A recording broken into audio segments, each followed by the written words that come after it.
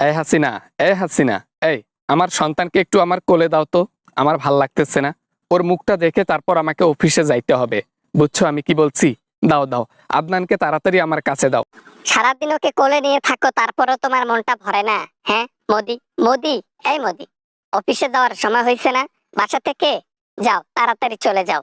যখন আসবা তখন মন ভরে তোমার সন্তানকে কোলে নিও।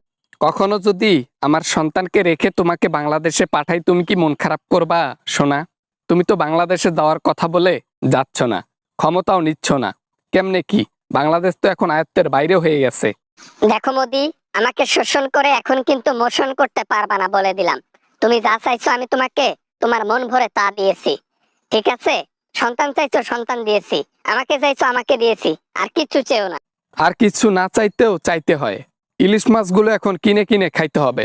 যখন তুমি ক্ষমতায় ছিলা তখন আমাকে ফ্রি ফ্রি দিয়েছিলা। এখন তো আর ফ্রিতে কেউ দেয় না।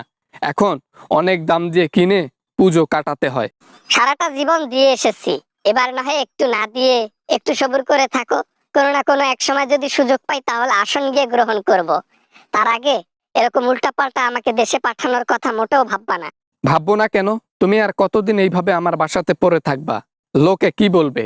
তার উপর আবার পাকিস্তানের বহু চাপ আছে। পাকিস্তান তো আমাদেরকে ছাড়তেছেই না। আর তাদের সাথে যুদ্ধ লাগলে আমরা তো পারবোই না। তোমরা আসলে নাইজেরিয়ার নিচের মেশিনের মতো, ওরকম তোমরা, বুঝছো? তোমাদের দেশ ওই মুখেরই বড়, তোমাদের দেশ বাস্তবেই বড়। তোরা আসলে কাজে কর্মে আসলে আন্ডা। তোরা কিছুই পারবি না, বুঝলি মোদি? আরে কি করব? দেশ বড় হলে মানুষ তো আর সাপোর্ট করে না। মানুষ যে দুই চারটা সাপোর্ট করে ওগুলা সাপোর্টে চলে না। জীবন শেষ হয়ে যায়। যাই হোক, সেটা কথা বাদ দাও। আদনানকে খোলে না, অফিস দেওয়ার সময় হয়েছে। আর কিছু লাগবে আসার সময়? হ্যাঁ, তেল শেষ হয়েছে, রসুন শেষ হয়েছে, আদা শেষ হয়েছে। আসার সময় 1 কেজি গরুর মাংস নিয়ে আসিও তো, আমাকে খাইতে মন চাইছে। তুমি গরুর মাংস তরতাজা দেখে নিও, বুঝছো? সুন্দর করে থেকে কেটে নিও। তোমার কি মাথার মধ্যে সিট নাকি? আমি আনবো গরুর মাংস? আমাদের মায়ের মাংস আমরা আনবো? হ্যাঁ, এটা কি বলে এগুলা? যাতা ফালতু কথা বলার জায়গা পাও না? হ্যাঁ, তুমি এখনই আমার বাড়ি থেকে বের হও। নেক্সট টাইম এই ধরনের কথা বলবা না। তাহলে কিন্তু সন্তান রিভিল করে দেব, পুরো সোশ্যাল মিডিয়া ভাইরাল করে দেব যে তোমার সন্তান এবং আমার সন্তান আদনান, ঠিক আছে? কথাটা মাথায় রেখো।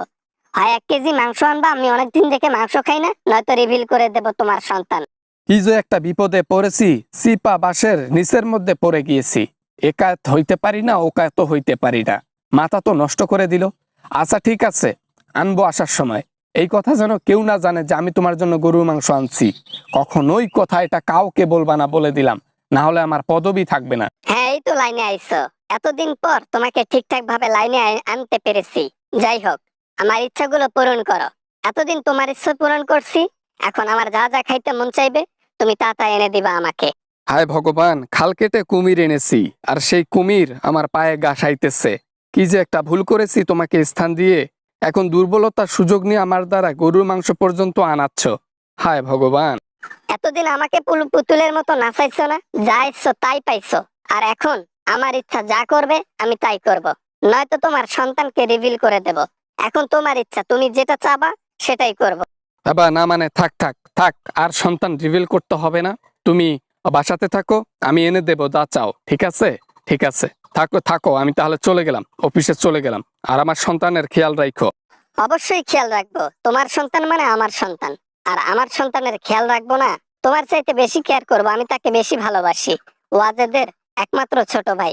আর ওকে আমি খেয়াল রাখবো না? অফিসে যাও, জলদি আনিও গরুর মাংস, আমার খুব খাইতে মন চাইতেছে।